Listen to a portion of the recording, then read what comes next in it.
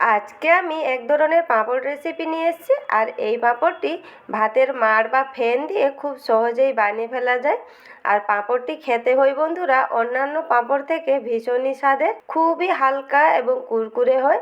আর ভাতের মাড় ফেলে না দিয়ে খুব সহজেই হালকা কুরকুরে এই পাঁপড়টি কিন্তু বানিয়ে ফেলা যাবে। তবে চলুন দেখে নিই আজকের আমার এই ভাতের মাড় দিয়ে কুরকুরে পাঁপড় রেসিপিটি। নমস্কার বন্ধুরা, আমি পুষ্পিতার রান্নাঘরে আপনাদের সবাইকে স্বাগত। ভাতের মাড় দিয়ে এই পাঁপড় রেসিপির জন্য এখানে 1 বাটি ভাতের মাড় নিয়েছি। আর ভাতের মাড়টা যাতে হালকা একটু গরম থাকে, এরপর তাতে দিয়ে দিব বড় 3 চামচের মতো ময়দা। তার সাথে নিয়েছি 2 চামচের মতো চালের গুঁড়া। এখানে চালের গুঁড়ার পরিমাণটা একটু কম হলে হবে, তবে ভাতের মাড়ের পরিমাণটা একটু বেশি নিতে হবে। এরপর পরিমাণ মতো লবণ দিয়ে সব কিছু খুব ভালোভাবে মিশিয়ে নিব যাতে কোনো গুটলি না থাকে। এখানে আমি সমস্ত কিছু ভালোভাবে মিশিয়ে নিয়েছি, তবে ব্যাটারটা অনেকটাই ঘন হয়ে গেছে। ব্যাটারটা কিন্তু একটু পাতলা করে করতে হবে, তাই আমি আবারও একটু ভাতের মাড় দিয়ে ব্যাটারটার সাথে খুব ভালোভাবে মিশিয়ে একটু পাতলা করে নিচ্ছি। আর দেখুন ব্যাটারটা ঠিক এইভাবেই পাতলা করে রেডি করতে হবে। এরপর তাতে 1 চামচের মতো জিরে দিয়ে দিলাম। আর নিয়েছি সামান্য পরিমাণ কালো গোলমরিচের গুঁড়া। জিরাটা দিলে যখন পাঁপড়টা ভাজা হবে জিরাটা মুখে পড়লে খেতে কিন্তু ভীষণই ভালো হবে। জিরা আর গোলমরিচের গুঁড়াটাকে ব্যাটারের সাথে মিশিয়ে নিয়েছি। এখানে পাঁপড় বানানোর জন্য ব্যাটারটা কিন্তু সম্পূর্ণ রেডি হয়ে গেছে। এরপর ব্যাটারটাকে সাইডে রেখে নিব। পাঁপড়গুলো বানানোর জন্য এইভাবে আমি বোতলের ঢাকনা নিয়েছি, আপনারা চাইলে প্লেটেও বানিয়ে নিতে পারেন।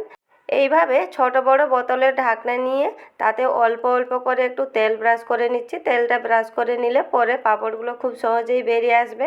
সবগুলো ঢাকনাতে আমি তেল ব্রাশ করে নিয়েছি। এরপর যে ব্যাটারটা সাইডে রেখেছিলাম একটু গুলিয়ে, তা থেকে 1 চামচ করে ব্যাটার ওই ঢাকনাগুলোতে দিয়ে দিব। বেশি ব্যাটার দেওয়া দরকার নেই, এইভাবে 1 চামচ করে দিলে খুবই পাতলা পাঁপড় রেডি হয়ে যাবে।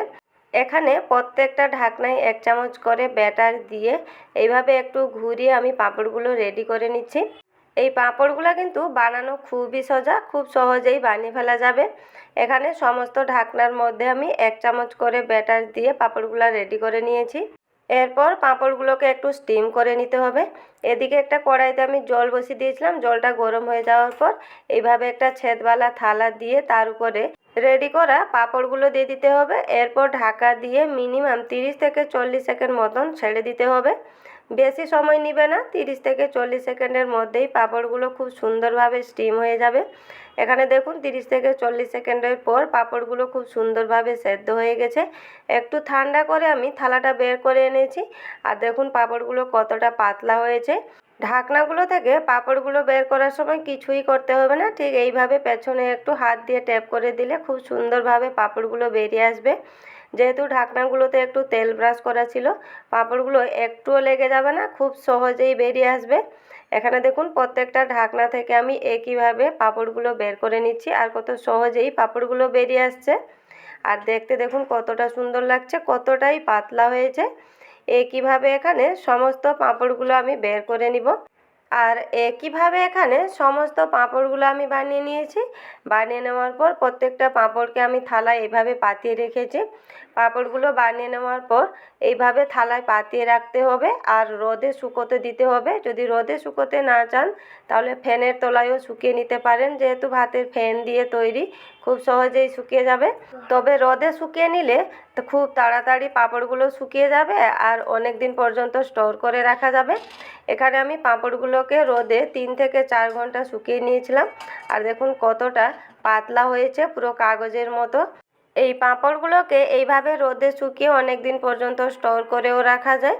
পাঁপড়গুলোকে এখন আমি তেলে ভেজে দেখাবো। তেলে ভাজার জন্য এদিকে তেলটাকে আমি হাই ফ্লেমে গরম করে নিয়েছি। আর গরম করার পর দেখুন পাঁপড়টা দেওয়ার সাথে সাথেই কিন্তু ফুলে ডবল হয়ে যাবে। আর পাঁপড়টা দেখুন ভাজার সাথে সাথেই দেখুন কতটা হালকা হয়ে গেছে। একইভাবে আবারও একটা আমি তেলে দিয়ে দিচ্ছি, আর দেখুন দেওয়ার সাথে সাথেই কিন্তু ফুলে ডবল হয়ে যাচ্ছে। 2 সেকেন্ডের মধ্যেই পাঁপড়গুলো ভাজা হয়ে যাচ্ছে আর খুবই হালকা কুরকুরেও হয়। এই দেখুন পাঁপড়গুলো তেলে কিন্তু বেশি সময় নিচ্ছে না, 2 সেকেন্ডের মধ্যেই ফুলে ডবল হয়ে যাচ্ছে।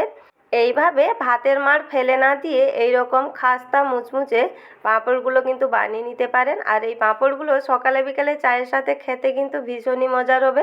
খুবই হালকা এবং কুরকুরে হয় আর পাঁপড়গুলোকে স্টোর করেও অনেক দিন রাখা যায়।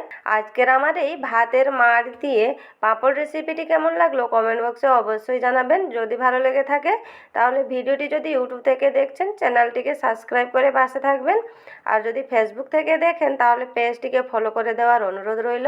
আজকের মতো এই পর্যন্তই, আবার দেখা হবে নতুন কোনো রেসিপিতে। ভালো থাকবেন, সুস্থ থাকবেন।